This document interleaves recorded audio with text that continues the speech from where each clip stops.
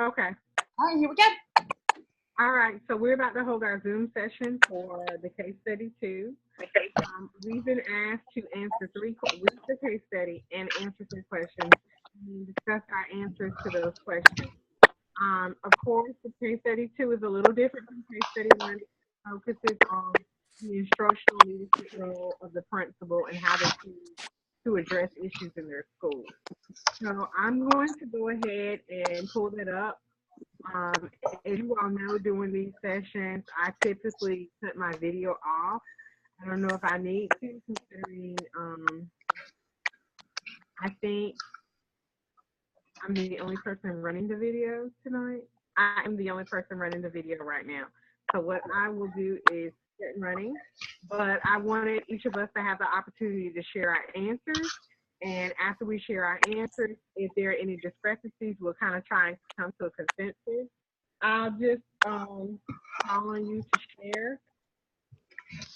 And then, of course, at the end, when we have our debrief, we can talk about things that we hadn't considered or at points where we definitely disagree on the study. Are there any questions? No. All right. So we had the pleasure of reading about Donna Hampton and her recent principalship and basically how she was trying to build a community of teachers. The first question is, what guidelines could Donna have provided for the teachers prior to the grade level meeting? I put for my response that Donna could have supplied the teachers with a checklist of items that the new observation format was trying to achieve.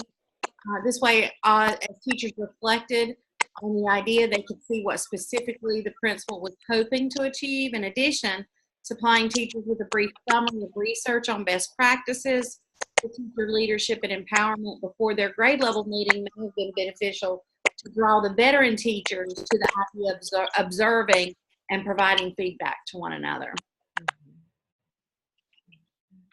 Well, I thought that initially you could have provided them those 2 questions that she asked at the end that she said that she wanted to ask the third grade team, because that could have given them some kind of, they could build upon that, giving them an initial framework and structure as to how, and give them some guidance as to which way they needed to go in terms of creating the plan for the new process for the observations. I also put that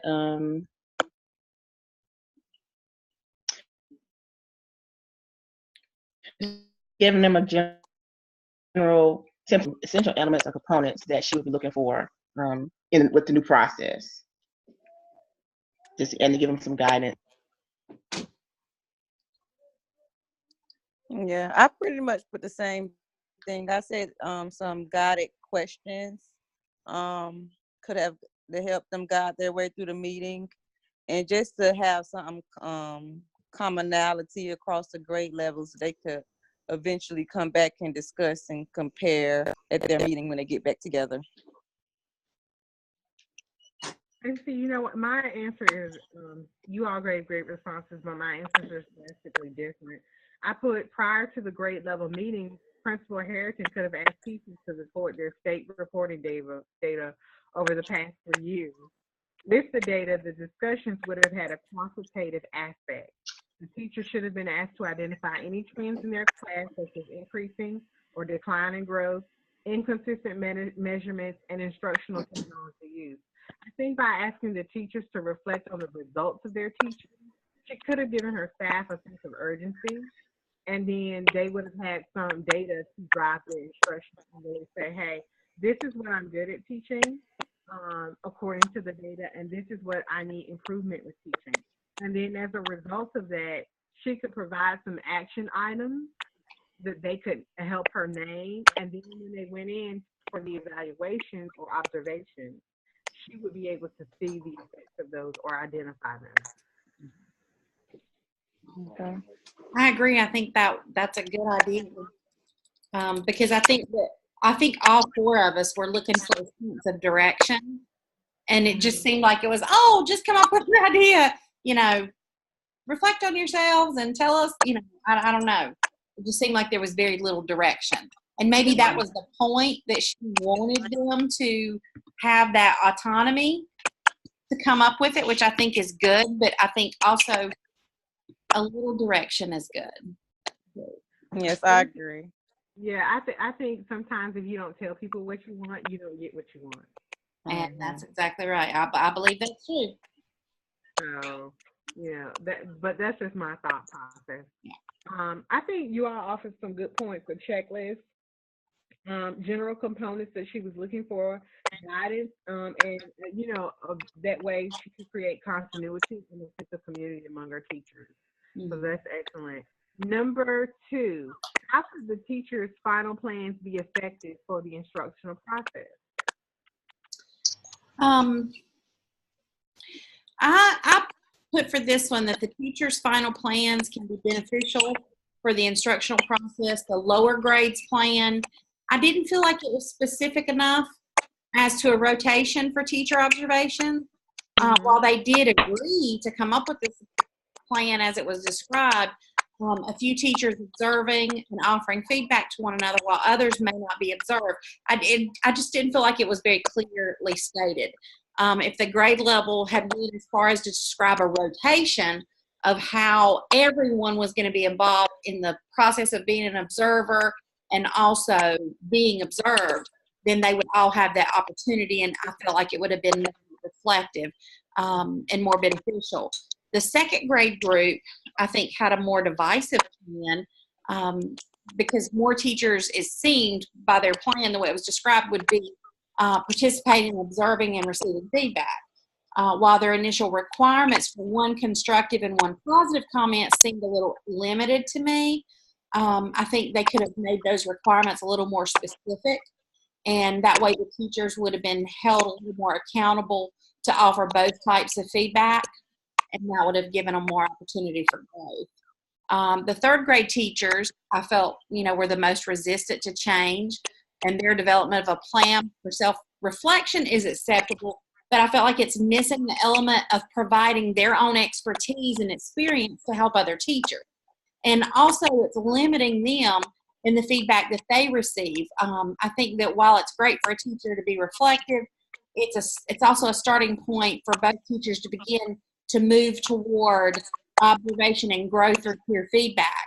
And if that group is limiting themselves to provide feedback and also to receive feedback from other people, which I think is important, while they have the most experience, they can be the most knowledgeable to share feedback, but they can also be the most resistant to change. And so I think they were some of the, may have most need in both areas. But every school has their teachers. That's right. We know them, don't we, by name? Well, I gave a more general response to that question. I put that I felt like it would be beneficial. It would actually heighten the instructional process because the teachers would know exactly what was being assessed during the observation time because they were the ones that helped come up with the plans. They were in a discussion, and I know it wasn't specific. They didn't list specifically what they were looking for, but I guess I kind of left it as given that had been established. But I put that they would know exactly what we'll be looking for, and that their expectations would increase because they would have a more vested interest in providing qualitative instruction because they actively devise the plan. Mm-hmm. I also put that it would prompt them to take more time to plan and prepare materials for their students due to the anticipation of their colleagues critiquing their professional skills, and them not wanting to be that one on the team that has the fewest positive comments or doesn't have the exemplary skills listed.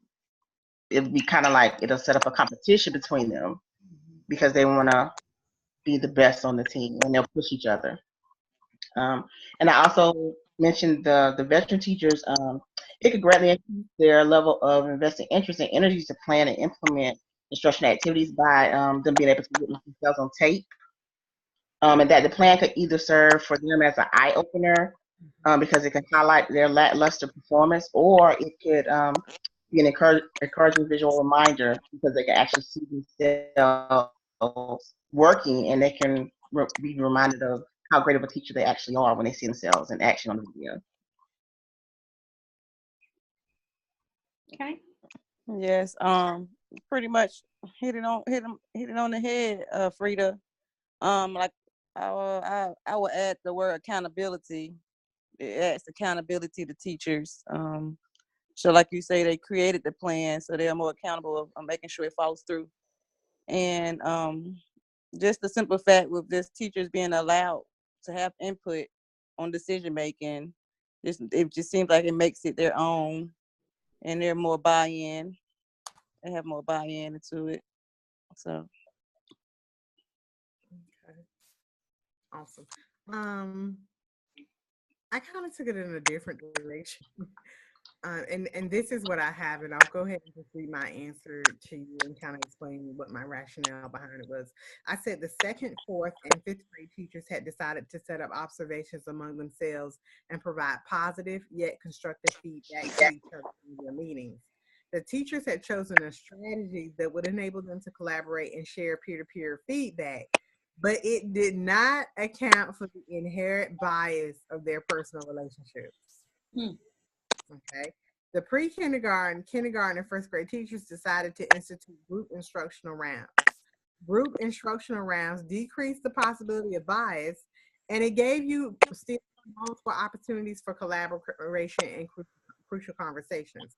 Even if each person only offered one positive and one critical point of improvement, by the time they finished, that would still be 3 for each teacher. Most importantly, pre-kindergarten, kindergarten, fourth grade teachers would provide suggestions for improvement, and they could also give themselves departmental support for implementation. So if you didn't have someone, so if you didn't know specifically how to implement something, there would be someone there to help you. Now, here was my problem with the third grade teachers and with Donna in this. The third grade teachers decided only to videotape themselves and no one else would be allowed to view it. If they already felt that there was no need to make adjustments, the 2 questions would only provide reflection opportunities on how good they were. And plus, Donna didn't give any clear expectations.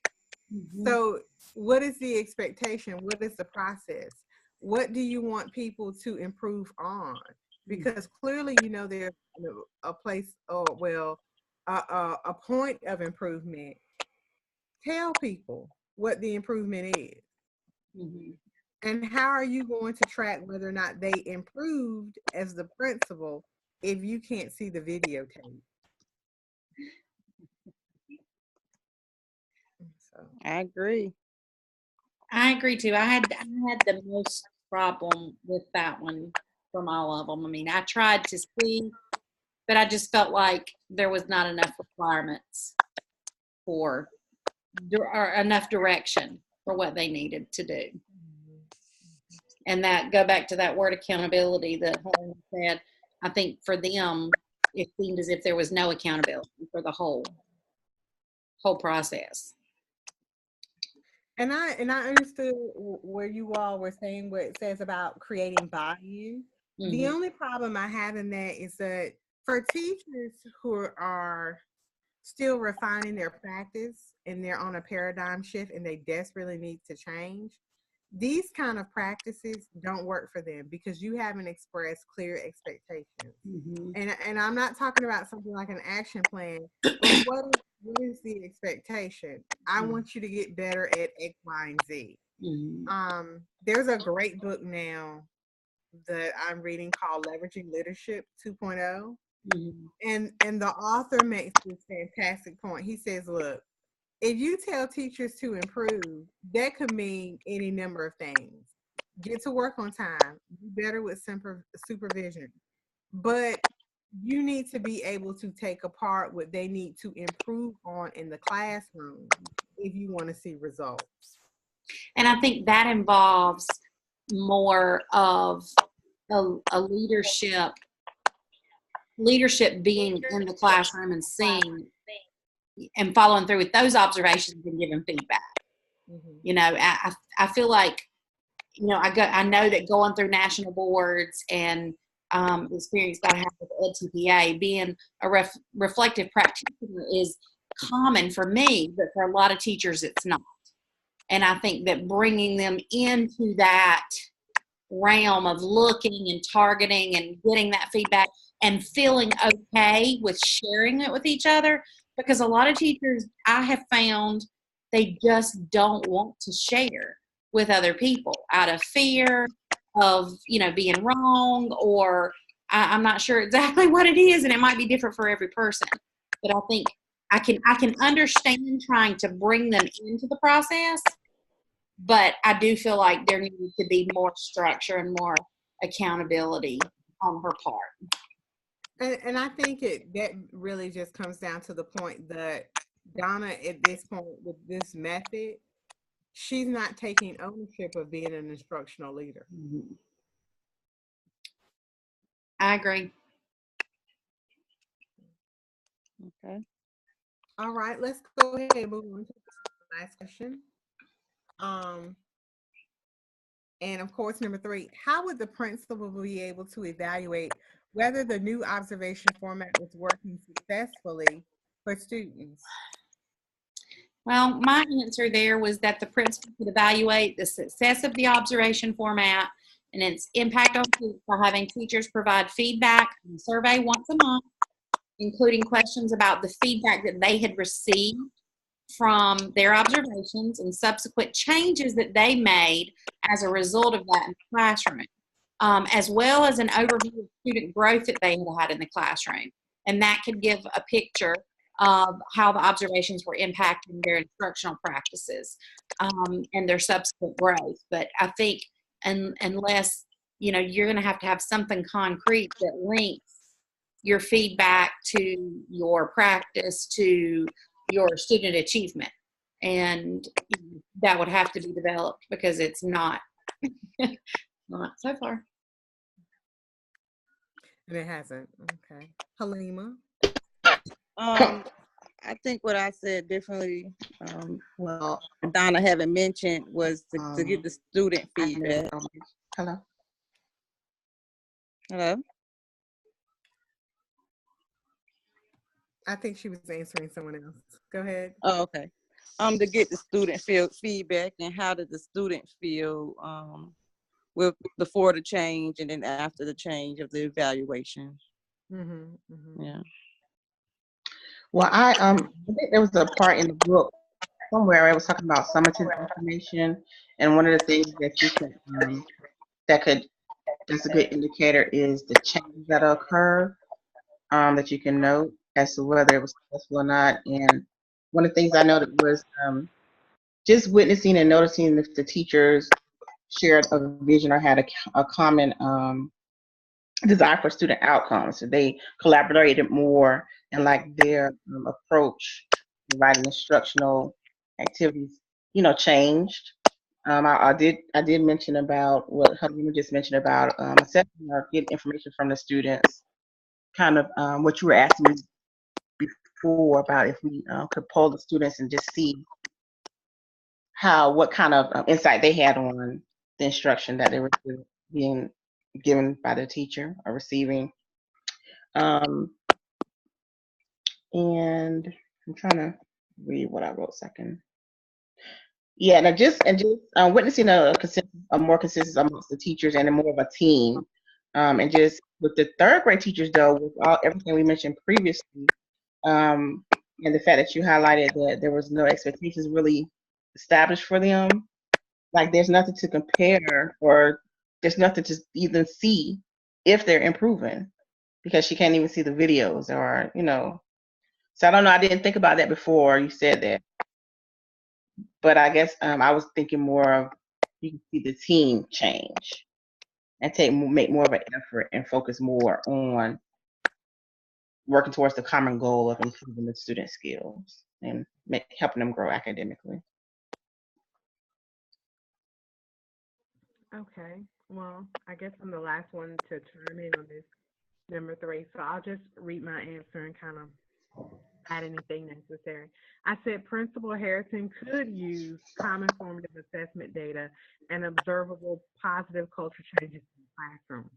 If Donna did not see the baseline data or even have data conversations with the teachers, she could audit the grade book to see improvement, view district benchmarks, NC check-ins, TRC, DIBELS, and other mandatory state assessments.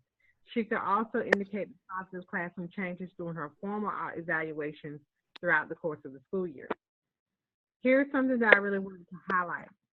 Donna did create buy-in. She gave her teacher leaders a voice. However, the principal is charged with creating buy-in, providing leadership, and setting performance expectations to move students towards proficiency and higher growth. Donna should have emphasized that in her initial meetings with staff. So she said why she wanted to do this. She wanted to provide reflection. She wanted to give the teachers an opportunity to grow. However, she never related that back to student growth.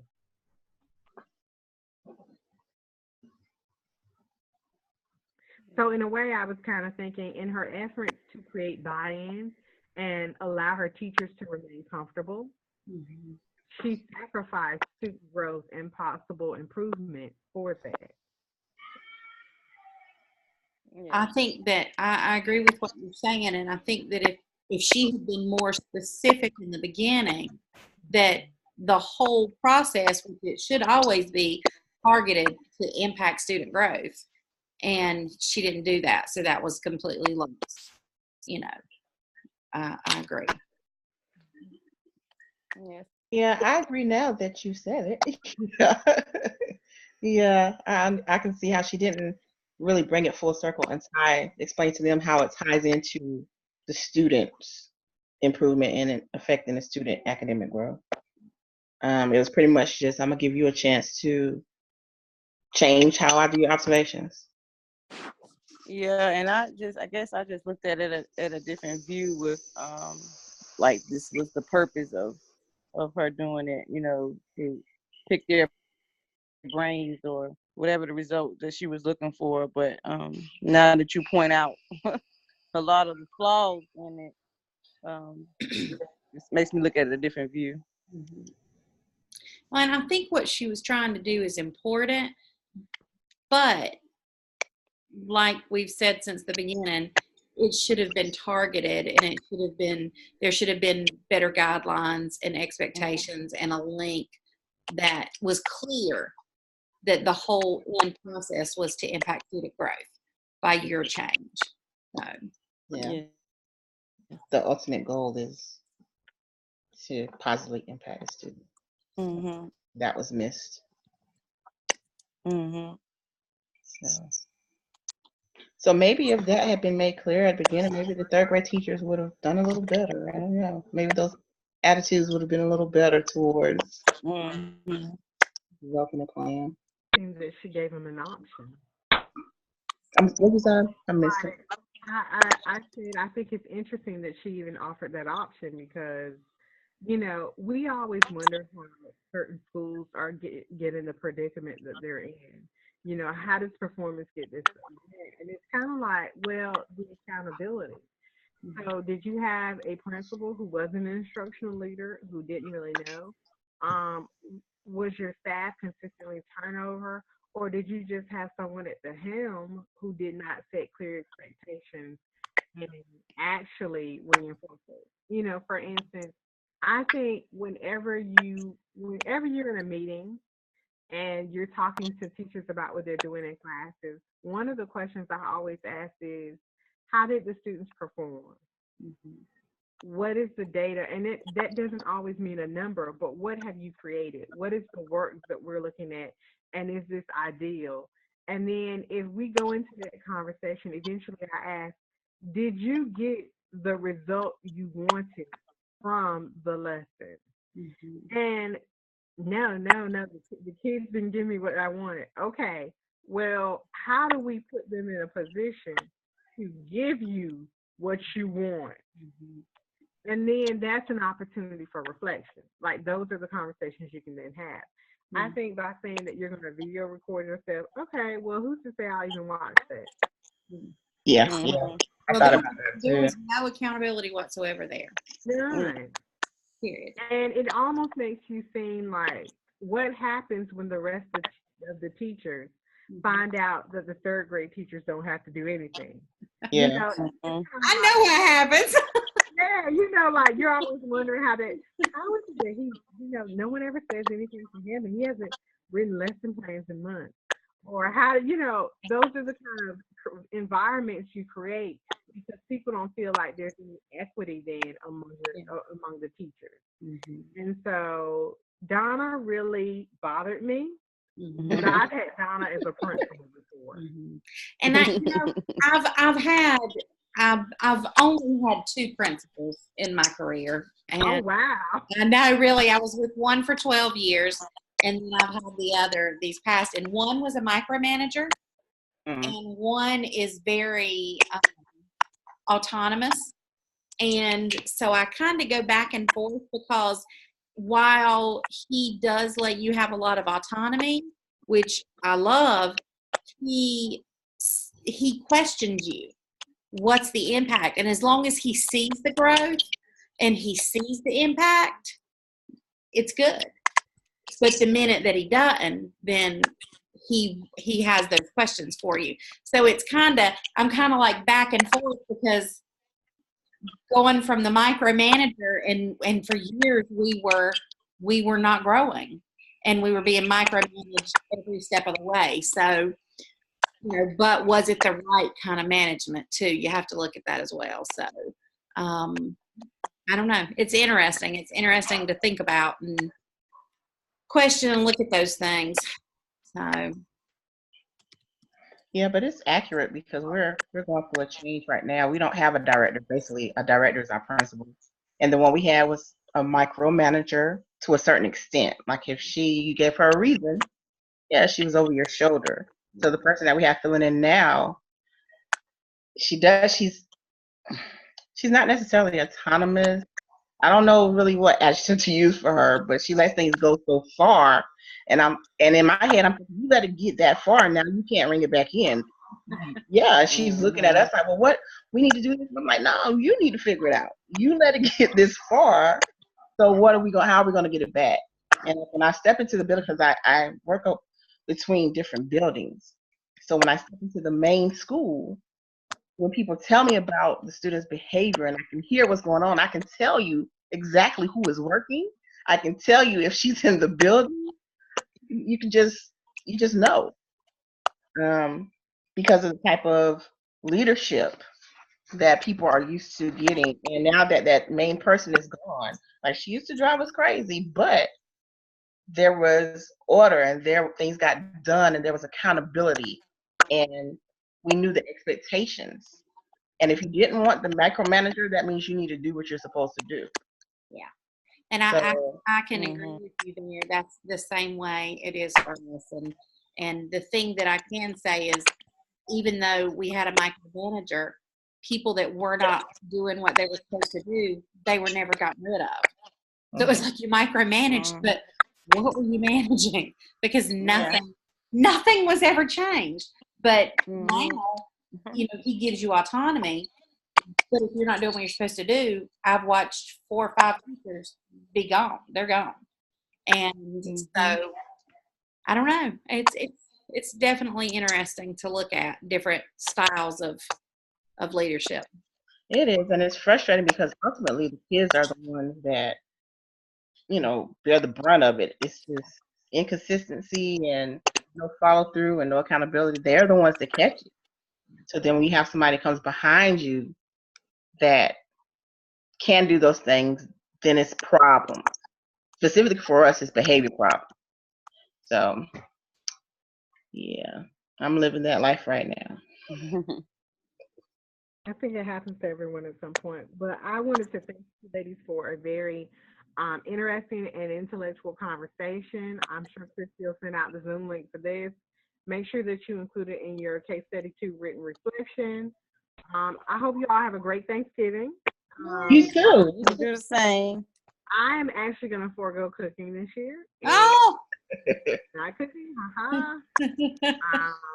I'm actually going to go out to eat so I can Well, good take for time you. to do my homework. Yeah, I really need to Good for catch up. you. Good for That's you. smart. So hopefully when we speak on Sunday, you go, oh my goodness, tomorrow you're all caught up. And then, yes, I am. And I hope the rest for you all, but if not, let's just keep working at it, ladies. And Yeah. I will talk to you later. Of course, I'll send out some emails to see how we're doing for the next Zoom session. And I'll also check the discussion board to see where we are. Because I understand that a lot of people will be cooking, they will be traveling, and it may not be the break for homework for you all that it is for me. So, Okay. Well, you guys have a good week and a great Thanksgiving. You too. Thank Thank you. you. Y'all be Yeah. safe. all right. Bye-bye. Bye. Bye bye.